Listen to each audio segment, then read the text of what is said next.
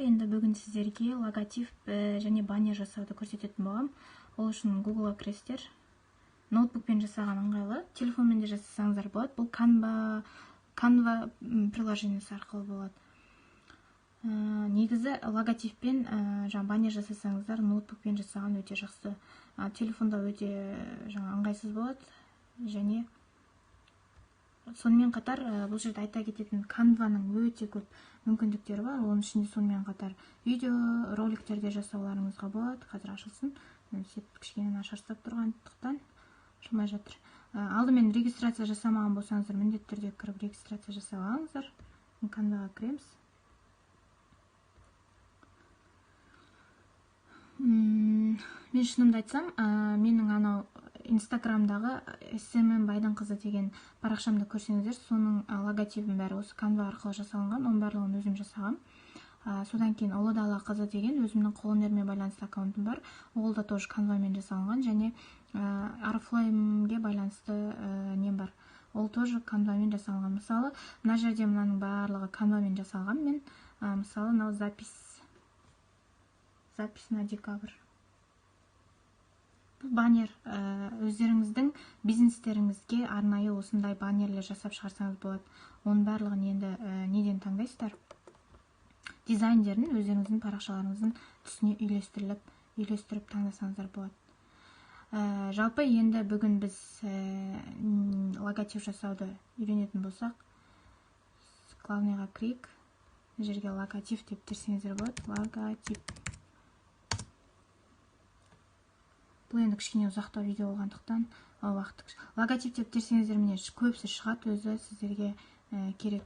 Егер ресторан болса ресторан, немесе маникюр болса, салон болса салон деп терсеңіздер, соған байланысты өздері шығарып береді. Мысалы, мынау салонға байланысты нелер, логотиптер. Соның кез келген біреуін алсаңыз болады, өзіңізге жақын. Мысалы, Дермадента дейді, Новая Земля.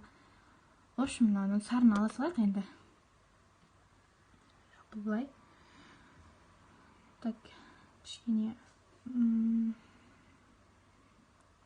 свет нашар болып тұр. Міне бұның бәрі мына жерде сіздердің бәрін алып тастасаңыздар болады.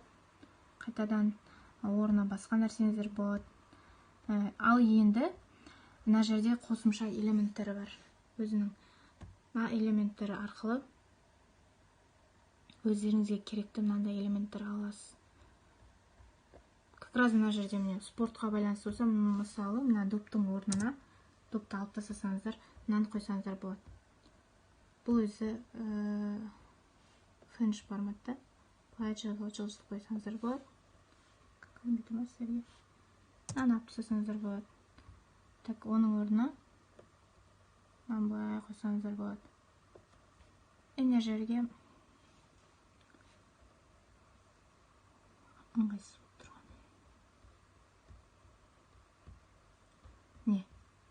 Мынаны алып тастасаңыздар болады. Бұның орнына басқа нәрсе қойсаңыздар болады. Мысалы, йогамен айналысатын болсаңыздар, мысалы, йогаға арналған болса, мына жерге йога деп өзгертсеңіздер болады.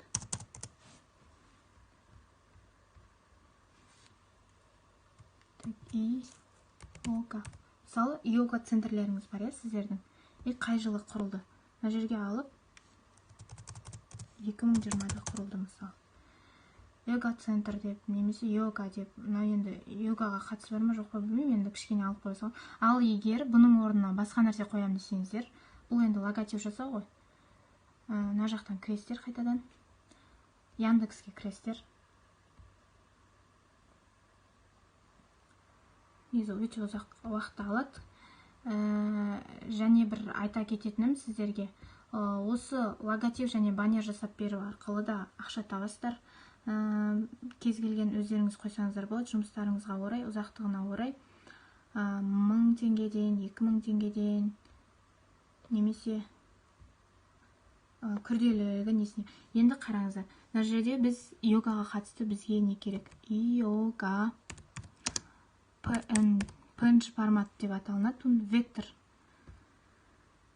PNG формат деген, қараңыздар, мен сіздерге қазір айта кетейін. Негізі Google-ға қарағанда Яндекстен іздесеңіздер болады.